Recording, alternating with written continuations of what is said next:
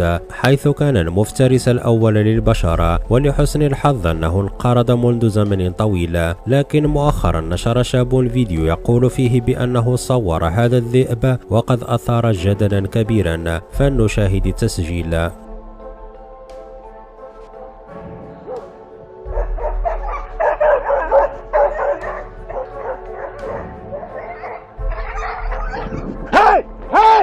شاهد الفيديو مرة أخرى ودقق النظر جيدا.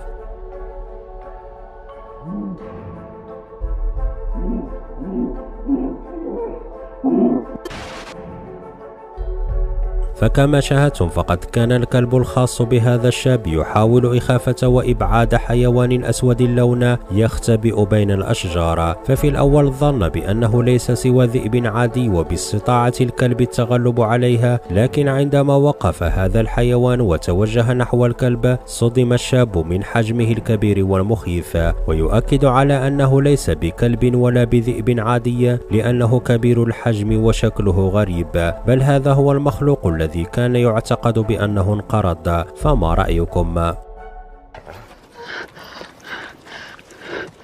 No. Ghost? No. No. رقم 2.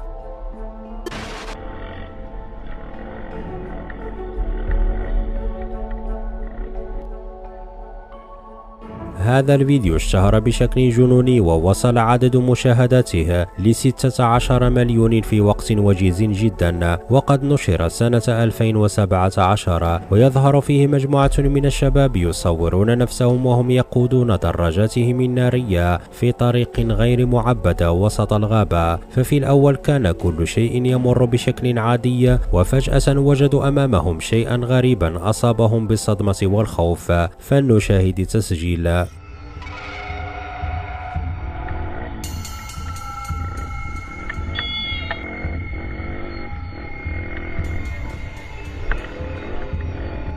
شاهد الفيديو مرة أخرى ودقق النظر جيدا.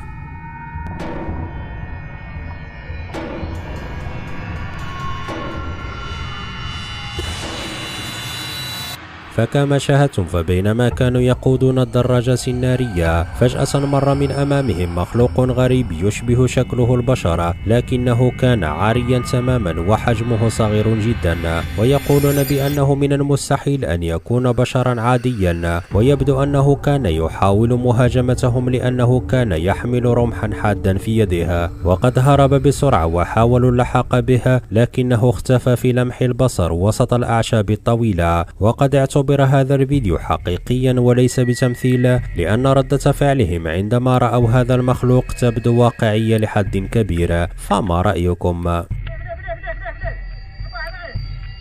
وستجدون رابط الفيديو بالكامل في الوصف إن أردتم التأكد. رقم 3.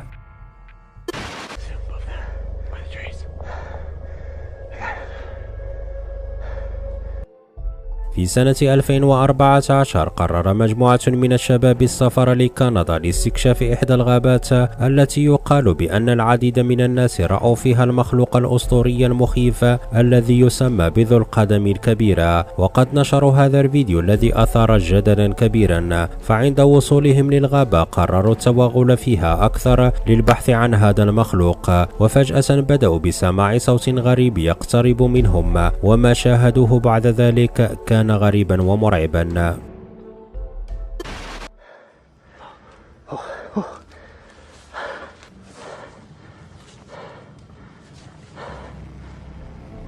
شاهد الفيديو مرة أخرى ودقق النظر جيدا.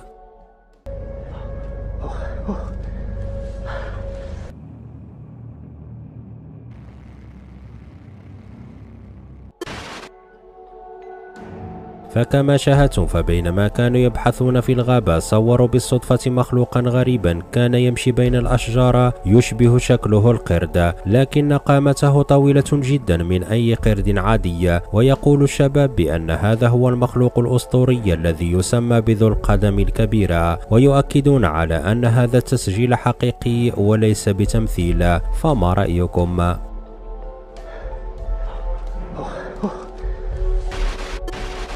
رقم 4.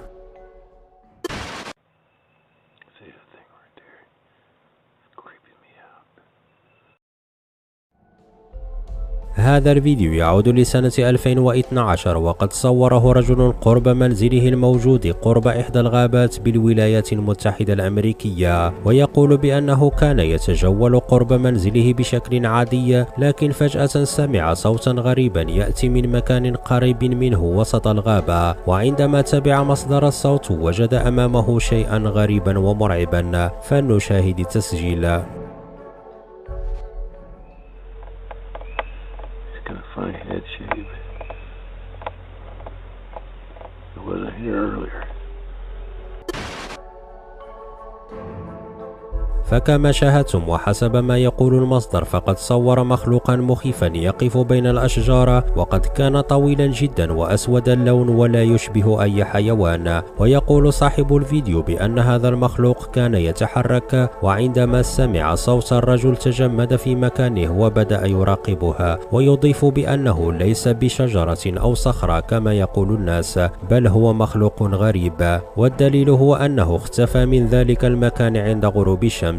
فما رأيكم؟ فهل هذا فعلا مخلوق غريب أم أن هذا الفيديو مفبرك وليس سوى تمثيل؟ شاركونا رأيكم في تعليق.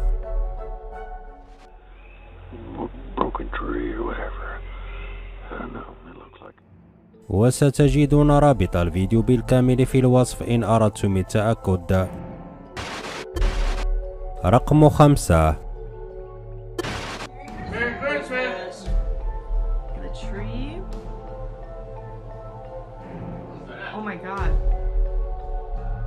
هذا الفيديو من الولايات المتحدة الأمريكية، وتظهر فيه عائلة تحتفل بالسنة الجديدة في منزل وسط الغابة، وفجأة أثار انتباههم مخلوق غريب يمشي بالقرب من المنزل وسط الغابة، فاتجهوا نحو النافذة ليستكشفوا الأمر. ففي الأول كانوا يظنون بأنه حيوان عادي، لكن عند تدقيق النظر جيدا وجدوا بأنه عكس ذلك.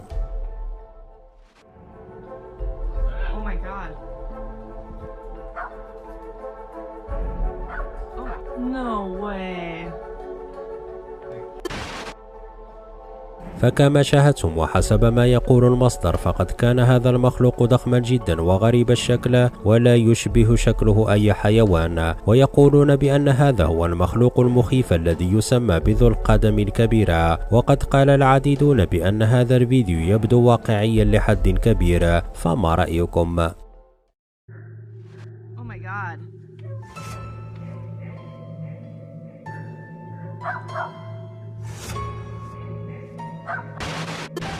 إذا كانت هذه بعض المشاهد لمخلوقات غامضة صورتها الكاميرا في الغابة.